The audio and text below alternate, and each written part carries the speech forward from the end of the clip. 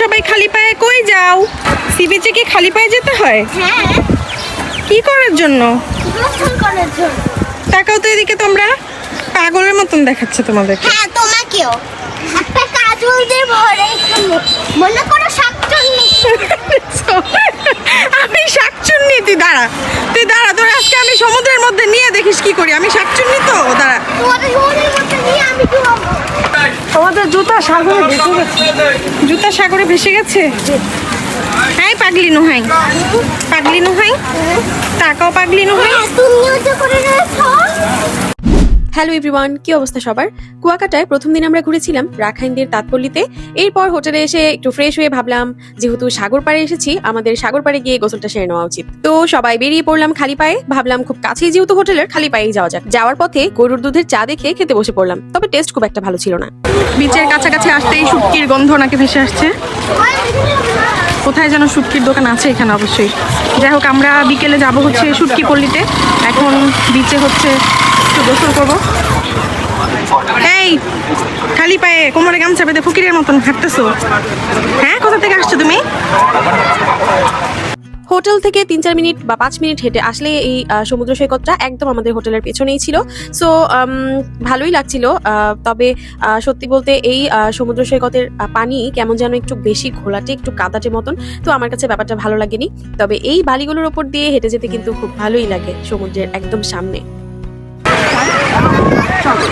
কি ভালো লাগে তাই না, খালি পায়ে এই বিচের বালির বস্তাগুলোর উপর হাঁটতে, বালির উপর হাঁটতে। অসম্ভব দারুণ একটা অনুভূতি। আসলে সাগরের ফ্যান আমি কখনোই এত ছিলাম না, কিন্তু বেশ কিছুদিন আগে কক্সবাজার গিয়ে এখন আবার এই কুয়াকাটায় এসে আসলে ভালো লাগে। আসলে প্রকৃতির সৌন্দর্য তো অন্যরকম, এটা তো ভালো না লাগার মতন কিছু নেই আসলে।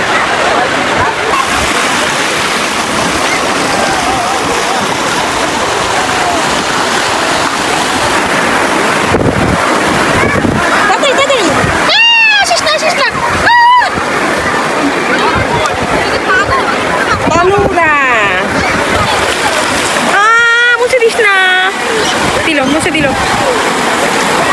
নুহাই, কানে পানি ঢুকবে।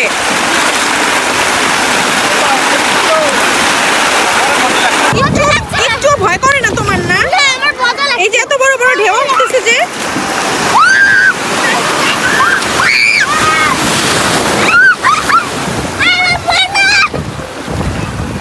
তবে কুয়াকাটার সমুদ্র সৈকতের সব থেকে আজব বিষয় কি জানেন? আমরা সারা জীবন শুনে এসেছি সমুদ্রের পানি তেতো হয়, কিন্তু এই কুয়াকাটার সমুদ্রের পানি একদম নদীর মতন মিষ্টি। তবে এখানে একটা কথা আছে, সমুদ্রের পানি সারা বছরই কিন্তু এরকম মিষ্টি থাকে না। শুনেছি যেই কতদিন বর্ষাকাল থাকে সেই সময়গুলোতেই শুধুমাত্র সমুদ্রের পানিগুলো মিষ্টি থাকে, বাকি সময় নাকি এখানকার পানিও তেতো হয়। তবে বিষয়টা আমার সত্যিই খুব অদ্ভুত লেগেছে। আর এই অদ্ভুত ব্যাপারের ডেফিনেশন আমি পেয়েছিলাম যখন কুয়াকাটার কাওয়ার চরের মিনি সুইজারল্যান্ড গিয়েছিলাম সেখানকার একটা লোকের কাছ থেকে। সেই গল্পটা পরবর্তী ভিডিওতে দেখাবো। রাসেল একটা বিচ বাইক ওয়ালাকে থামালো, বললো বাইকে একটু চড়বে।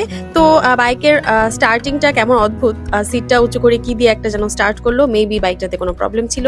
নুহাই আর নুহাইয়ের মামা উঠে গেল বাইকে, কিন্তু আমার আর আম্মুর ওঠার কোনো জায়গা ছিল না। সো আমরা দাঁড়িয়ে দাঁড়িয়ে দেখলাম তারা মজা করে হচ্ছে বিচ বাইকে ঘুরলো। আর এভাবেই শেষ হয়ে গেল আমাদের আজকের দিনটি। আমার আজকের এই ভিডিওটি কেমন লাগলো অবশ্যই কমেন্ট করে জানাবেন। সবাই অনেক ভালো থাকবেন এবং of course follow mom and Nuha's blog.